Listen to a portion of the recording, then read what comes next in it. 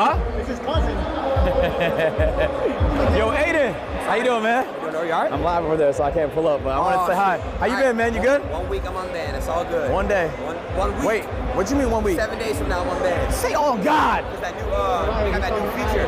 I could be wrong. That's what Twitter said. Hell yeah, I'm excited. They said, well, I don't know if it's in a week or 2 weeks, but they're saying that a bunch of Twitch streamers supposed to get unbanned. I don't know. Almost as if he's Nostradamus, exactly 1 week, 7 days from when that clip was launched on Agent's stream at Adin Ross's boxing event, Adin Ross had been unbanned after 2 years. The announcement came on Twitter, and Scuba Ryan and Feared Buck noticed that the chat was zooming. You could go onto his page and follow it. It is kind of crazy that people literally day by day, hour by hour check to see if he is unbanned. But nonetheless, Adin Ross officially can stream back on the platform that is Twitch. But there's a couple questions that's got to be asked before we celebrate. Over the past couple of months, there's been big speculation about Twitch unbanning a bunch of streamers through different TOS agreements. You know, as we've been told, when political parties change or when the social climate changes, people have new ideologies or determinations as to what's right, wrong, left, right, etc., etc. So then TOS changes. And with TOS changes, those people who have been banned now can get unbanned. We've seen it happen on different platforms like Twitter with Elon Musk coming into the fold, and now we are seeing it happen on Twitch. And I know a lot of people would claim that that's nothing but a bunch of speculation, but this has been validated by plenty of streamers who have talked to CEO of Twitch, Dan Clancy himself. Well, I actually talked to Dan Clancy for a little bit over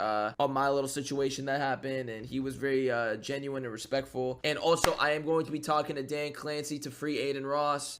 We exchanged numbers. I'm going to speak to him to free Adin. Now, there's been months of people vouching for Adin Ross to be back on the platform. You know, specifically the FaZe guys going on their stream saying that they're going to talk to Dan Clancy. They're going to continuously speak to him to try to make sure that Adin Ross gets back on the platform. There was one specific tweet that had came out that kind of alluded to the fact that Sneeko and Adin Ross were going to get unbanned soon. Now, Twitch took to their official platform and squashed every one of those rumors, saying that, hey, anybody seeing any sort of rumor saying that this Twitch streamer was going to be unbanned is completely false, and dispelled it all. And this has been a hard to discuss topic because one of the top streamers banned in the middle of his prime while he was rising to ascension, then goes to another rival platform to basically become the poster child of literally everything that Twitch hates, everything that Twitch despises. And this caused some sort of rift between Twitch, the platform, and Adin Ross, the content creator. I'm not permanently full-time going there. I want to feel it out, and I want to make sure my community it too. So I'll still stream on Twitch if that's what you guys want. But what I will say is this: I'm going to Kick this week. I'm going to be doing Omegle, watching live sports, watching movies, prank phone calls, doing unlimited. We can literally watch together. I could jerk off with you. No, I'm still celibate. There's no terms of service over there. You guys can say whatever you want in my chat. Nobody can get fucking banned. Oh, young Adin, if I could go back and tell you that the grass is not going to be greener on the other side, maybe you would have cleaned up your act a little bit earlier. This past 2 years has literally been the most tumultuous 2 years ever. Kick has gone through so many ups, downs, left, rights, and sideways. If I'm not mistaken, Adin's first stream on Kick, like his first real stream, was him streaming like the Super Bowl or some major sporting event that literally got them in trouble almost instantly. Now, if we couple that with all the other, you know, pranks or outrageous streams or, you know, people doing harmful actions, being just straight out racist that has come to other platforms like Kick, it makes sense as to why Adin Ross would want to come back to a platform like Twitch. Especially because all of the other content creators that went to Kick when Adin Ross was vouching for Kick literally went back to Twitch as soon as they got the opportunity. They took the bag and they run. They saw Kick as an opportunity to get their shit off, and they decided to come back. So with Adin Ross with no friends, a fractured relationship with ownership, you know, selling off portions of his stake, saw himself on a platform in which they established TOS, which they said they wouldn't do. He couldn't do his collaborations that he wanted to. He saw all the other success that all the other top streamers were having being on one platform that was Twitch. He was doing his darndest to get back on the platform, and all attempts to fall short would leave him in a state of depression. I don't count favors. I don't count anything from anybody. So if they probably feel some type of way from rapping me publicly, they might think they might get backlash for it or what it is, but it is what it is, bro. I'm a human being. If you speak to a lot of these streamers, chat, on a personal level, they've all had a personal conversation with me. I've been fucked up, bro, these past couple weeks, bro. I've been pretty fucked up, sad, going through thoughts and moments, but it's like, why? Like, I already have so much, but it's like sometimes you just focus on what you don't have. But at the end of the day, bro, I want what's best for people that, like, Everybody. Like, literally everybody. But after 2 years of putting his best foot forward in some regards, but not all, Adin Ross is finally unbanned from Twitch, and the streaming world can do nothing but rejoice. It's official, man. Adin's unbanned. Lord 10, bitch, He's I back. still tour. He really back, bro. Bro, because he was banned before, we couldn't like be on stream with him. Me, Banks, really everybody, all the guys over here at FaZe. We love Adin. We've been rocking with Adin for mad long, bro. This is insane. Finally a fucking Twitch W. Bro, that's actually so fucking cool. I see Adin got unbanned. Congratulations to Adin. Adin was a big inspiration for me to start streaming. Now, obviously, the entire streaming world wasn't on the positive side of Adin Ross coming back because he does have a past of saying and doing some of the most straight up racist, cringy, homoerotic, just things that people don't agree with. So when the news came out, it's not like everybody was on his side and saying congratulations that he's back. People are saying, sadly, people can change. Let's say, hopefully, like, he doesn't keep baiting, the white supremacists, everything like that. I think people can change. If he doesn't, then I'm sure Twitch will deal with it, but hopefully he does. I don't think that half the stuff he does, would be allowed on Twitch anyway, so, kind of is what it is. Now, I think you would be extremely not genuine if you did not acknowledge that Adin Ross has done extremely bad things in the past. Having white supremacists on there, racists, abusers, all these other things that should not be allowed on the platform on there. He's had people say some of the most horrendous things to people. There has been this culture of toxicity that has followed him. He himself has acknowledged it. Other content creators around him have acknowledged it, and they've all worked in attempts to, try to dispel that narrative from him. And this is where it gets very interesting because, like I said earlier in the video, the question then becomes why? He's done virtually every bad decision you can take. He's done all of that. I mean, he recently had Andrew Tate on he paid him money to be on his platform on Kick. I mean, he's done a metric ton of awful shit. I hope that he is limited in what he can and can't say now that he's on. Maybe that's the silver lining. Maybe I'm just like desperately looking for a silver lining here because I just can't comprehend why a company that ostensibly cared about what kind of content is allowed on the platform would make a decision like this. Why would Adin Ross even want to get back on this platform after he vouched for Kick for so hard for 2 years? Why would Twitch want him to be back on the platform after being so anti a lot of this stuff and clearing up their name for the past couple of years? Why would they be doing any of this? And the simple answer to me is there is money on both sides to be earned that, no other side or platform or creator can bring to the table. Sure, Twitch has an amazing roster of content creators. Do not get me wrong. But basically taking all of the current top streamers and putting them on your platform, it seems to me that there is some sort of benefit in doing that. Over the past couple years, those that have had YouTube contracts, those that have had Kick contracts, those that have had Rumble contracts have been doing anything and everything in their power to come back to a streaming focused platform like Twitch. And also what I'm seeing is that streaming has become mainstream.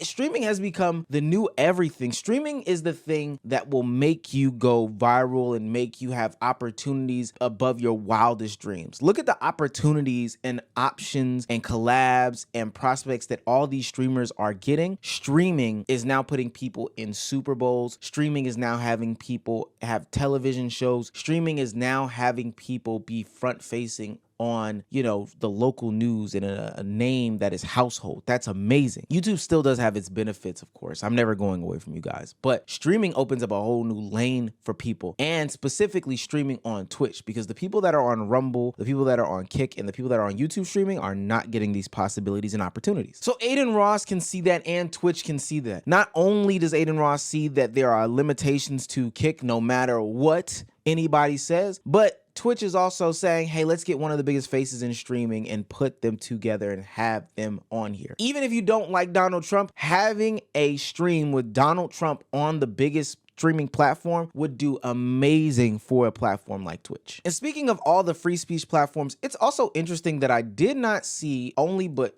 2 of the free speechers, any of the free speech proponents, the Fresh and Fits, any of the Red Pill guys, speak on, Adin Ross getting his Twitch account back outside of 2 people, Sneeko and XQC. Love speech and everybody. Show support and congratulate my brother Adin Ross on getting unbanned on Twitch. Super happy for him. A long time in the making. Get ready to see everybody reminded of what he's about and what he does. People get banned for the most outrageous shit over and over and over again and never get permanent. Aiden gets promoted, Aiden gets unbanned. And for 2 years, everybody was like, dude, what if this happens? What if that? This would, this could, this would, this will. This could, this can, this could. And now that that's getting bad, it's, oh my god, dude, would, this could happen. Bro, it's starting to sound like fucking schizos. People are starting to sound like actual fucking schizos. Now, whether you're on the side of Adin Ross coming back to Twitch or staying on Kick, whether you're on the side of this is a good thing or a bad thing, there are a couple things that you do have to acknowledge. There has been a stark divide in Adin Ross's community, and I don't even think it's his larger community, but a subsection of his community and some of the streamers over on the Twitch platform. Most notably, Kai Cenat. Now, we've talked about pages like this on Twitter before. We've talked about how divisive these platforms can be against creators when it comes to like collaborations or some of the biggest names. But I think it's very interesting to see Adin Ross potentially come back to Twitch when there are pages dedicated to slandering top creator Kai Cenat's name in order to uplift, you know, Adin Ross's name. Well, guess what, nigga? We live with 70,000, bitch. You ain't getting off that easy. Hello? Yeah, nigga. Yeah, nigga, reverse Uno that, bitch. Yeah. That's gonna stop fucking with these streamers. Now, I don't think that there's any credibility to the conversation about them having serious issue. Now, I'm talking about serious issue to where if they saw each other in person, they would be at blows. I don't think if there was serious issue there, Agent wouldn't have gone up to, you know, Adin Ross and talked to him if Kai Cenat and him are brothers or not. I just don't think that that would happen. But what I do agree with is some of the commentary about his specific audience, not the whole one, but just that little subsection about how they can help control the narrative about Adin Ross going into the future. Those people are toxic, and carrying that toxic audience subsection into Twitch that is already having Adin Ross on a short leash, presumably, I don't think it's the best idea at all. And I'm not the only one that agrees with that statement. I think other content creators like Your Rage have proven that that is a true statement, and Adin himself should be very careful about that. If you are mad at the nigga, it's your right to be mad at the nigga, and it's up to him to make it right whatever way he feels needs be, you know what I'm saying? Because, yes, he's had some dog shit motherfuckers on stream. I agree. I hate those same motherfuckers that you hate, Chad. Don't best believe I hate those motherfuckers. Loyals. I want y'all to know, a big part of this nigga staying unbanned is going to be up to you niggas, bro. Chill out. Do y'all want this nigga unbanned or not? I agree. Because Thorta, she made some comments, and actually, Aiden had nothing wrong with what she said. I was on the phone with my dog. He was like, yo, that's facts.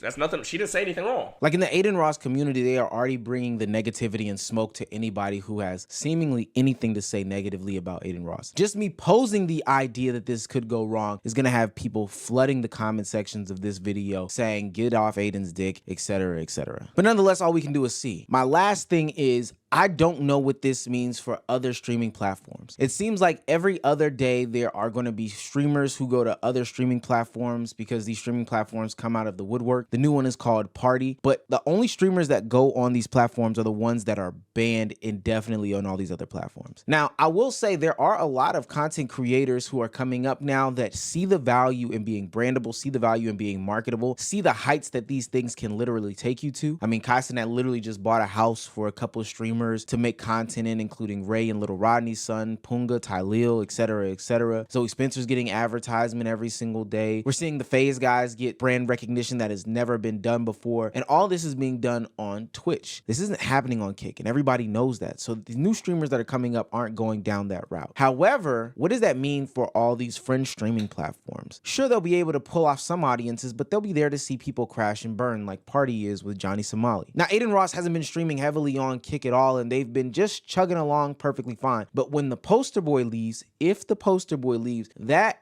is not the best sign for what's to happen in your future. Outside of XQC and Trainwreck, name 3 other streamers on Kick right now. You can't do it. Name 2 to 3 other streamers on Rumble. And hell, name 1 streamer on Party. There's a reason why people aren't going to these platforms. I think it's hard to create competition. You don't see anybody trying to compete with YouTube for real because everyone knows where the bread and butter lies. And if that means that you got to change up your toxic community, so be it. Look, Adin Ross potentially streaming on Twitch again can do a lot of good. It can also show that somebody who has been truly negative in the past has changed. And this may give an avenue for a lot of other content creators to be back on Twitch or any other platform that they've been banned on. All we can say is, we'll see.